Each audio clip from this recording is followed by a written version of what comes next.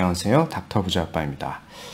네, 오늘의 주제를 좀 말씀드리기 전에 주요 기사를 좀 몇 개 살펴보고요. 부동산의 동향을 먼저 파악을 한 다음에 구독자분께서 이제 메일로 사연을 주신 게 있는데 그 사연을 좀 디테일하게 좀 읽어보면서 제가 의견을 드리는 시간을 가져보도록 하겠습니다.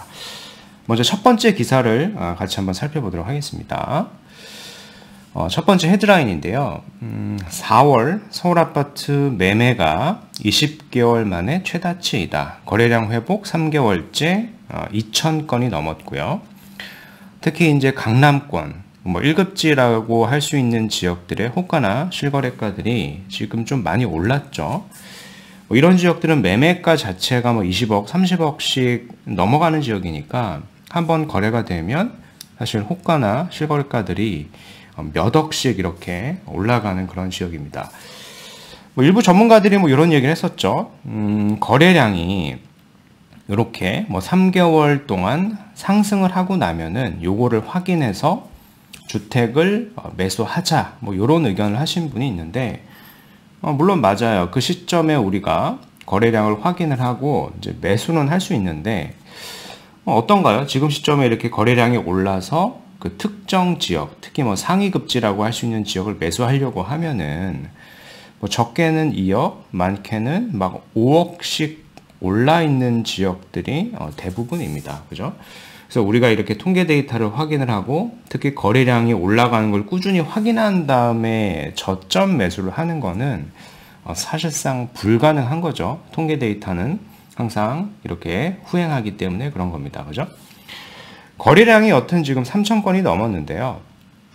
앞으로도 한 2,000건에서 3,000건 내외가 계속 나와준다라고 하면은 지금처럼 국지적으로 조금 시세가 올라가고 어떤 지역들은 시세가 좀 내리는 그런 현상들이 좀 반복이 될 것 같고, 만약에 5월, 6월에 거래량이 4,000건을 넘어서 5,000건을 넘어선다. 그죠? 이번 달에 이제 금리 동결 얘기도 좀 나오고 있는 것 같으니까 만약에 이렇게 된다라고 하면은 수도권 기준으로 대부분의 지역들이 아마 상승으로 전환될 가능성도 있어 보인다라는 거고요. 제가 처음에 말씀드렸듯이 그러면 4,000건, 5,000건 거래량을 우리가 확인하고 매수를 해야 되느냐? 그렇지가 않죠. 거래량을 확인하고 매수하면 당연히 매수 타이밍은 놓칠 수밖에 없는 겁니다. 그죠? 기사 원문을 좀 읽어볼게요. 강남권에서는 급매물이 소진된 이후 실거래가 이 가격 호가가 계속 오르고 있고요. 특히 대표적으로 1급지라고 할 수 있는 강남 3구죠. 강남, 서초, 송파구 일대 18일 기준으로 0.1%대 상승률을 보였고, 그 다음으로 이제 동작구, 강동구, 용산구 이런 지역들도 상위급지에 속하니까 역시 상승세에 있다라는 겁니다. 외곽집 팔고 이런 조정 장세에서도 상급지를 갈아타는 수요들이 여전히 많은 것을 우리가 확인할 수 있습니다. 그죠?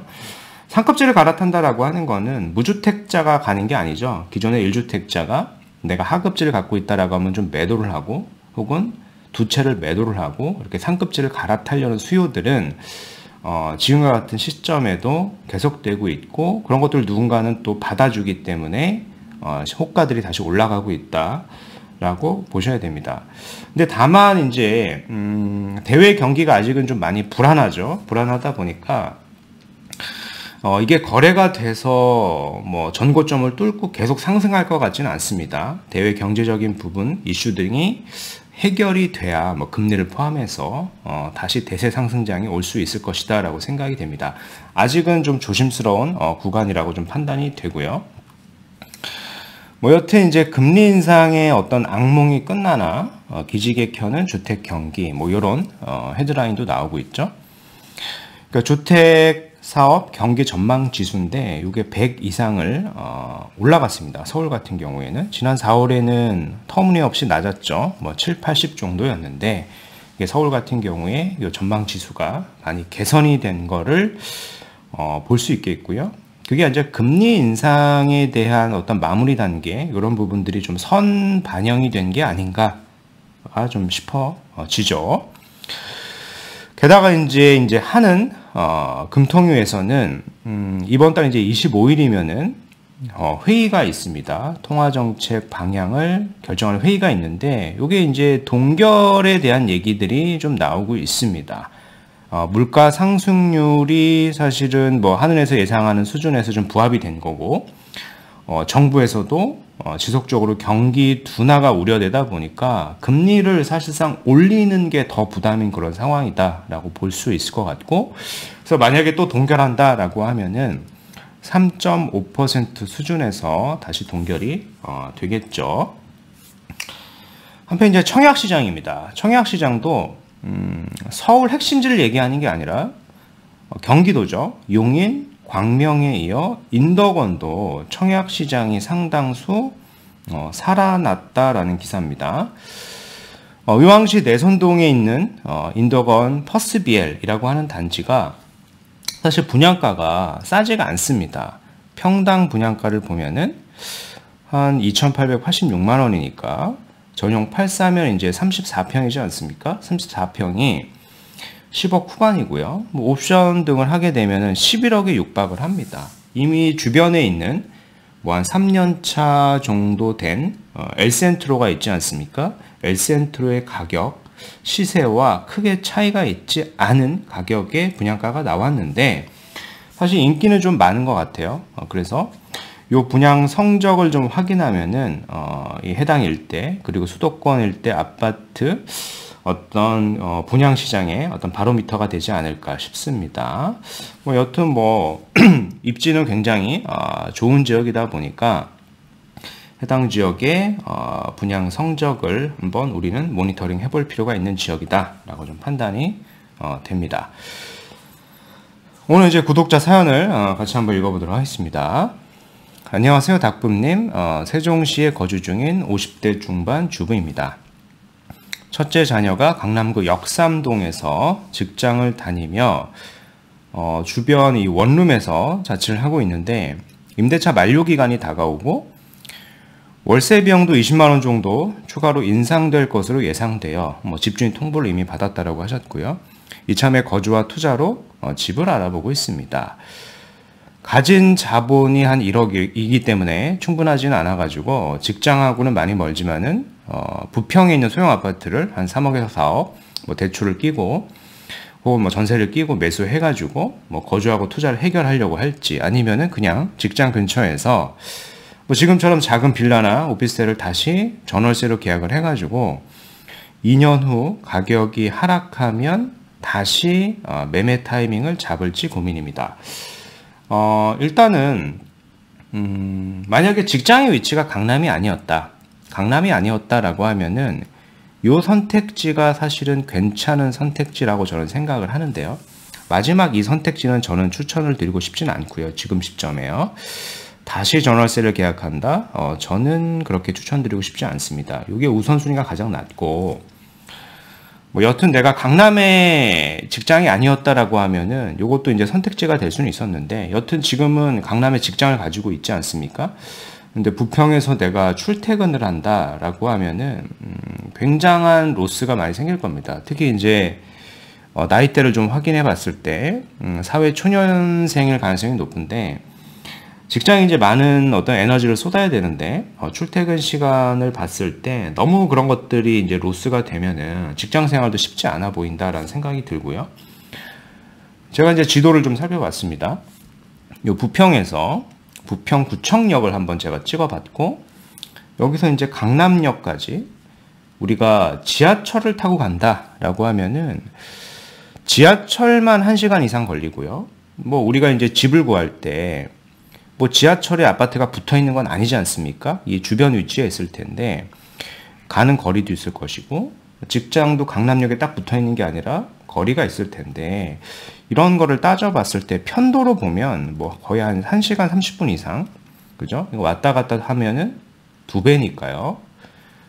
거의 한 3시간을 지금 매일같이 허비하면서 생활을 해야 되다 보니까 거주하고 투자로 부평구청역의 아파트, 소형 아파트를 간다라고 하는 거를 전 추천드리지 않습니다. 물론 이제 부평 이 구청역 인근의 자체적인 지역만 봤을 때는 사실은 뭐 매력적으로 보이는 아파트들은 많이 있는 거는 사실인데, 지금과 같은 강남이 직장이신 분이 거주하고 투자하러 부평구청역을 가기에는 사실은 그렇게 좋은 선택지 같지는 않아 보이고요. 그래서 제가 드리고 싶은 어떤 대안, 솔루션이라고 하면은 제가 이제 판서를 통해 가지고 좀 말씀을 한번 들어보도록 하겠습니다. 일단 생각을 하신 게 뭐 인천권에 있는 아파트를 하나 생각을 하신 거고, vs 지금 이제 강남권에 있는 어떤 빌라를 생각을 하시는 겁니다. 빌라를 생각하시는데, 빌라의 어떤 종류를 보면은 한 가지가 아니라 총 3가지 정도로 정의를 해볼 수가 있어요. 첫 번째는 말 그대로 그냥 빌라입니다. 앞으로 개발이 되는 게 불가능한 그런 빌라를 얘기하는 거고, 두 번째는 개발의 말이 계속 나오고 있는, 주민 동의서를 계속 걷고 있는 그런 말 그대로 어떤 예정지를 얘기하는 거고, 마지막 3번째는 어떤 게 있을까요? 이미 확정이 된 지역이 있겠죠. 말 그대로 재개발 구역인 겁니다. 재개발이나 재건축 구역을 얘기하는 겁니다. 이 선택지를 이렇게 봤을 때 매매를 한다라고 하면은 이 첫 번째 선택지만 지우면 되겠죠. 첫 번째 선택지. 근데 우리가 월세나 전세를 산다라고 하면은 사실 뭐 요거 첫 번째 선택지를 해도 뭐 괜찮은 선택지가 될 수도 있겠으나, 지금 시점에 저는 다시 전월세를 산다라고 하면은 뭐 2년 혹은 뭐 4년 뒤가 될 거잖아요. 매매 타이밍이. 그 시점에 과연 지금보다 시세가 쌀 것이냐라고 하면, 저는 이제 단언컨대 지금보다 시세는 뭐 전세 가격도 그렇고 월세 가격도 그렇고 빌라를 포함해서 인천권에 있는 아파트 가격까지 다 포함해서 다 비쌀 것이다라고 생각을 합니다. 그래서 지금 시점에 매매를 하는 게 맞고, 그러면 2번하고 3번의 선택지가 남을 텐데, 사실 확정지는 현재 자기 자본이 1억인 상황에서 레버리지를 많이 써봐야 한 2억 정도 더 쓸 수 있을 것 같은데요. 사회 초년생이니까. 요 정도 자본으로 확정지를 가는 거는 사실상 불가능하죠. 그렇다면 남은 선택지는 2번이 남게 되는 거고, 요 인천의 아파트를 갈 것이냐, 2번의 선택지를 갈 것이냐, 그러니까 예정지를 갈 것이냐를 선택을 하면 되는데, 저 같은 경우에는 우측의 선택지가 구독자분의 어떤 그 자녀분의 상황을 고려했을 때 좀 더 적합하지 않나 싶은 겁니다. 인천의 아파트는 사실 너무 멀어요. 그죠? 자, 보도자를 하나 설명드려 보도록 하겠습니다. 서울시 모아타운 대상지 공모 26곳이 선정이 됐고, 모아타운 사업을 본격화한다라고 했습니다. 요게 22년 10월에 나온 거예요. 요 내용을 잘 보면은, 내용을 한번 잘 보셔야 됩니다. 선정이 이미 된 곳뿐 아니라 미선정된 지역도 권리산정 기준일을 이렇게 선정을 했습니다. 10월 27일로 선정을 했다는 얘기는 미선정된 구역에 신축 행위를 하기가 쉽지 않은 거예요. 그래서 노후도가 계속 쌓여가게 된다라는 거고요. 그래서 우리는 제가 서두에 설명을 드렸지만 3번의 선택지인 이미 확정된 구역은 자본으로 매수를 할 수 없기 때문에 미선정된 구역이지만 다시 선정이 될 가능성이 높은 지역을 볼 수가 있게 되는 겁니다. 권리산정 기준일이라고 하는 거는 매매를 할 수 없게 막는 기준일이 아니라 이 이후 시점에 신축이 되면은, 그 신축이 된 걸 우리가 사주게 되면은 그게 나중에 이제 정비사업 구역이 됐을 때 사실 입주권을 받을 수 없다라는 얘기고요. 이미 건물이 지어져 있는 거를 거래하는 거는 전혀 문제가 되지 않는다라는 겁니다. 그래서 대상지 선정에서 제외된 7곳이 있는데, 여기 보면은 서초구도 2곳이 있고 강남구도 2곳이 있습니다. 그죠? 뭐 현재 직장하고 그렇게 멀지 않은 지역이죠. 그래서 서울시는 이번에 선정되지 않은 지역에 대해서는 향후 주민 갈등 및 투기 우려 해소, 주민 참여도가 높을 경우 차외 공모에 재신청할 수 있도록 한다라는 겁니다. 한 가지 팁을 드리면, 재개발 후보지, 그러니까 재개발의 어떤 말이 나왔던 지역들은 그 시점에 당장 선정이 되지 않더라도 그 다음 차수 혹은 그 다음 해에 다시 선정이 될 가능성이 굉장히 높습니다. 그래서 뭐 쉽게 얘기하면 이미 꺼진 불도 다시 보는 게 좋다라는 거고요. 그 대표적인 사례를 제가 말씀드려 보면은요.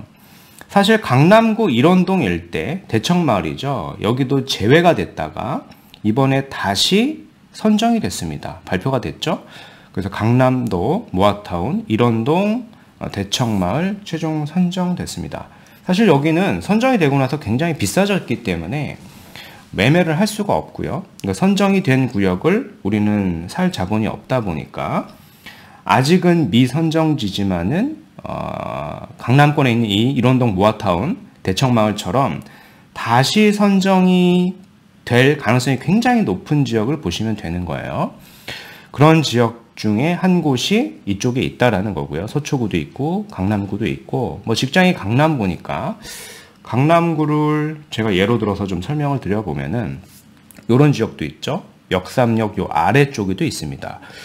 빌라 가격이 뭐 작은 거는 뭐 2억대 후반에서 한 3억대, 뭐 4억대 정도 하니까 사실 뭐 갭으로 살 수도 있을 것 같고요. 갭으로 안 된다라고 하면은 대출을 좀 활용해가지고 충분히 거주하고 투자를 할 수 있겠죠.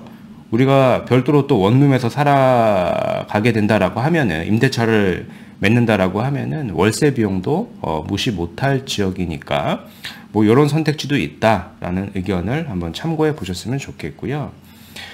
이 주변의 아파트 시세가 어떤가요? 뭐 강남 센트럴 아이파크 같은 경우에 국평 기준으로 보면은 30억이 넘어가는 지역이죠.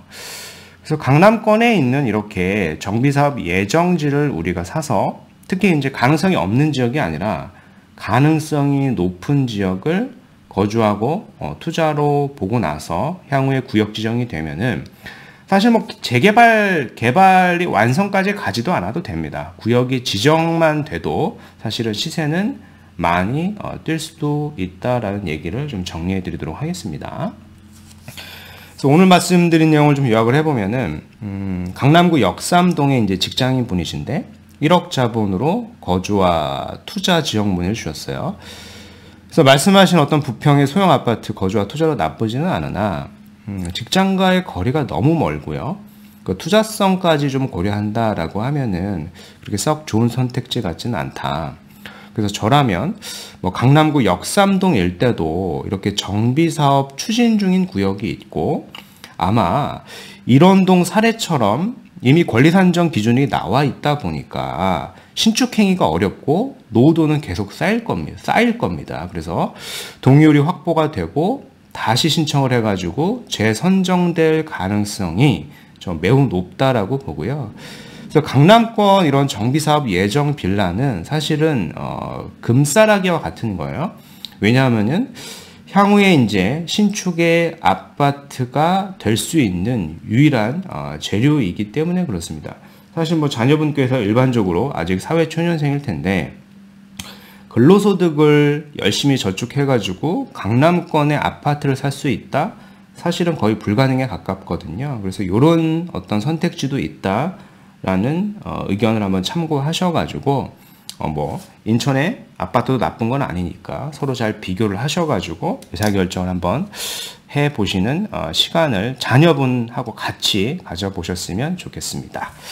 네, 그래서 오늘 준비한 영상은 여기까지이고요. 제 영상이 좀 도움이 되셨으면 구독하기, 좋아요, 알림 설정 부탁드리겠습니다. 이상 닥터 부자아빠였습니다. 감사합니다.